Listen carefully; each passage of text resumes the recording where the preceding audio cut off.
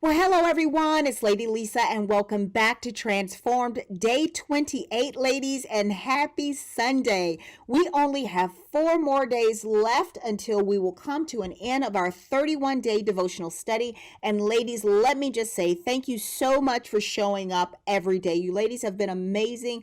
Thank you so much for taking this time out of your day that we can come around God's Word together. And then you also have your time of personal devotion where the Lord can speak to you individually. So ladies, look, even though we're 4 days away from ending this particular devotional, don't stop carving time out of your days to make sure that you are spending devotional time around God's Word, and again, allowing Him to speak to you about the things that He knows intimately, individually, and personally about each and every one of us. So ladies, I commend you. I thank you. I encourage you to keep going. And I'll let you know when the next time we're going to have either a devotional challenge or just perhaps some devotionals that will be posted. So if you have not subscribed, make sure you go ahead and subscribe. If you're viewing on YouTube, it's Lisa ETV. Go ahead and click the subscribe button, and that way you'll be notified anytime there's a new devotional that is uploaded for study and for your time of devotion. Again, I want to commend you ladies for also committing time to prayer and fasting along with our spending fast challenge as well. So ladies, I thank you so much. You have shown up. You've been amazing. Thank you for participating in the health challenge. And again, that is something else. Don't stop. The weather is breaking. It looks like spring is right around the corner because actually spring has actually come in already. But continue to get out there, continue to get that vitamin D, ladies. Continue to do something good for your bodies, actually, and for our minds. So again, I encourage you ladies, don't stop. These 31 days, I believe, have definitely settled some disciplines in our lives that I know we will continue to treasure and see a harvest on for days and years to come. So as we go ahead and get into our audio devotional today, we will be opening up in the book of Proverbs. I'm going to read that at the end of the audio devotional, but I do want to go ahead and just make some really, I think, important mentions before we get into chapter 28 today.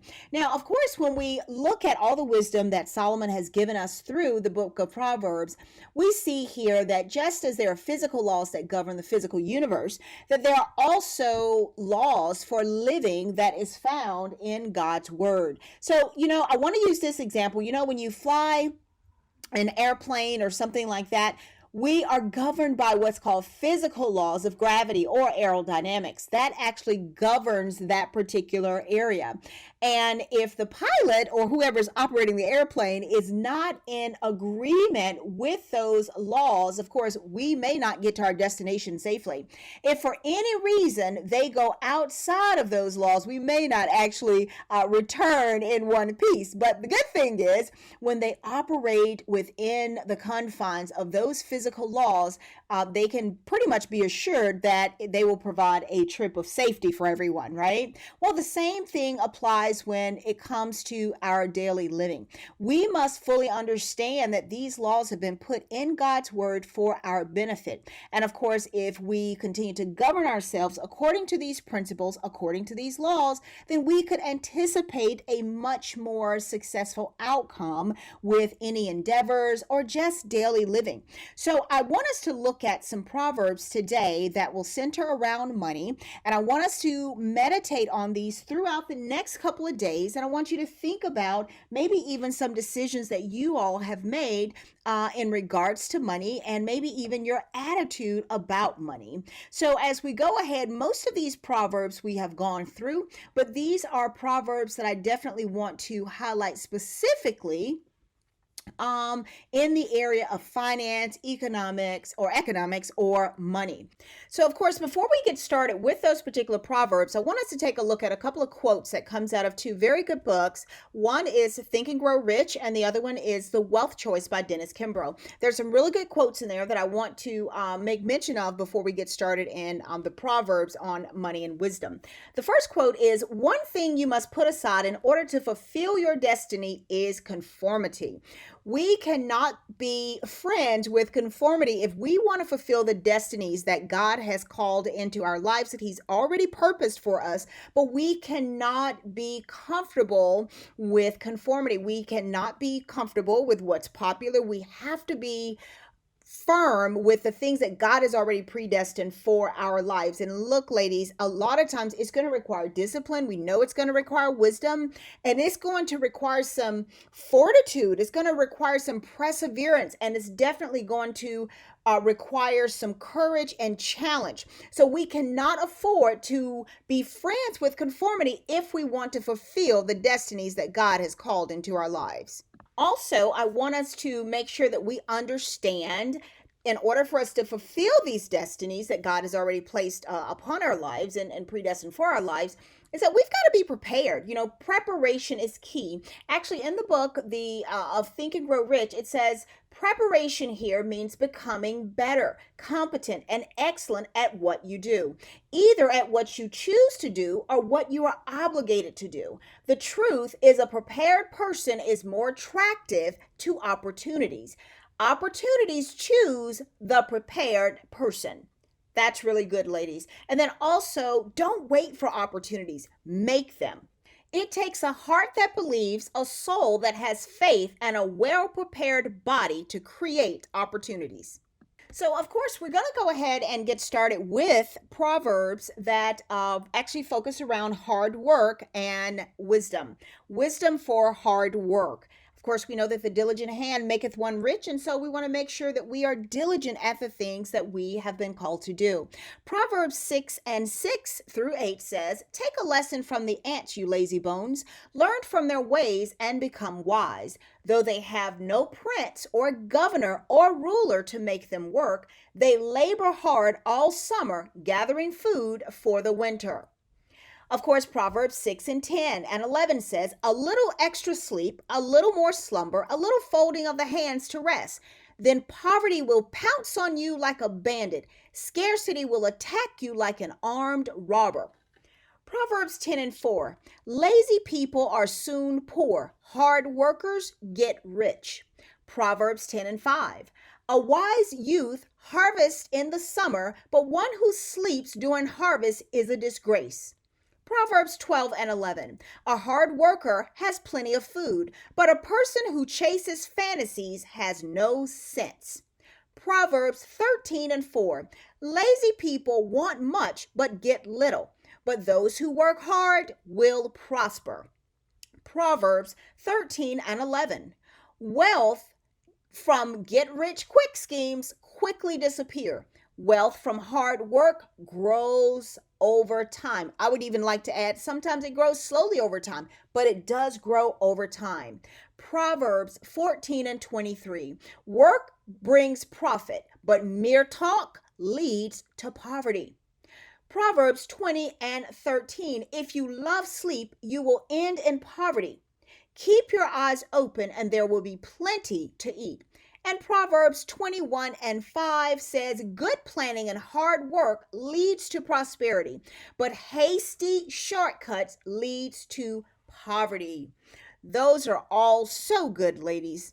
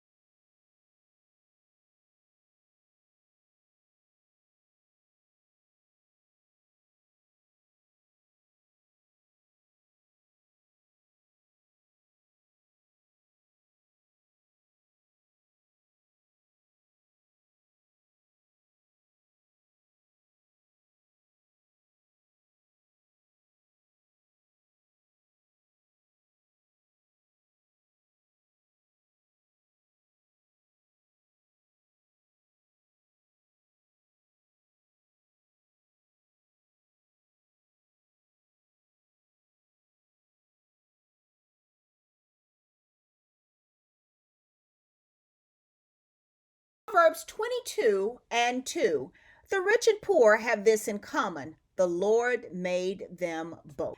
Well, ladies, we're going to go ahead today and begin in Proverbs chapter 28. Again, as always, I encourage you to go back and spend your personal devotional time going back through Proverbs chapter 28 and just break down the Proverbs individually and allow them to be wisdom in your life.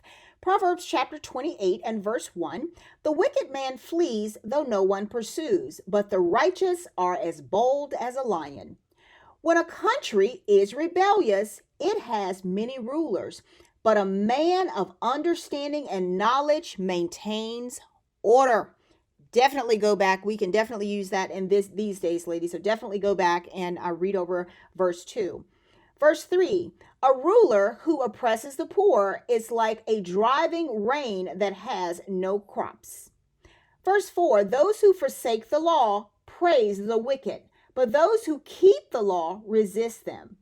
Evil men do not understand justice, but those who seek the Lord understand it fully. Better a poor man whose walk is blameless than a rich man whose ways are perverse. Verse 7, he who keeps the law is a discerning son, but a companion of gluttons disgraces his father.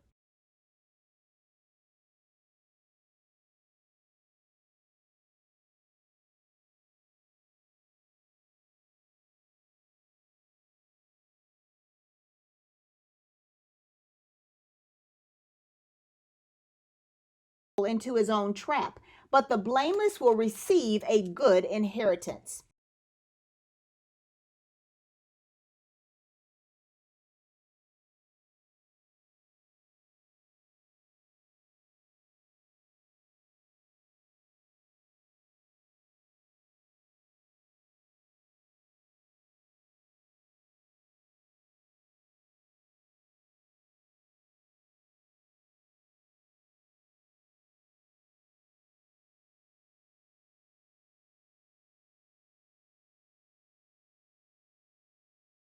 His heart falls into trouble. Like a roaring lion or a charging bear is a wicked man ruling over helpless people.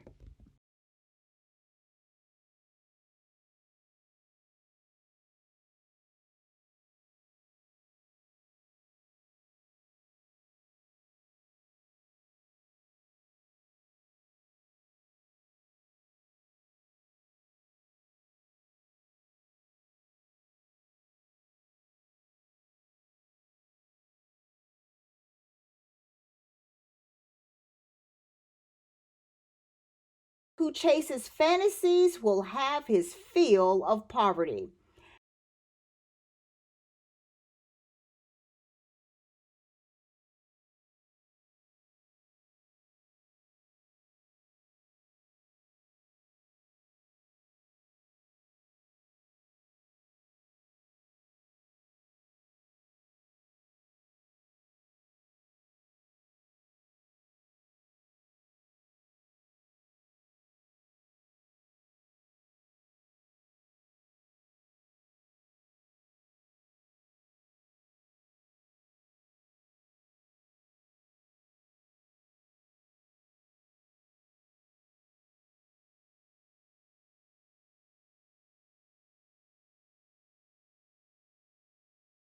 Self is a fool, but he who walks in wisdom is kept safe.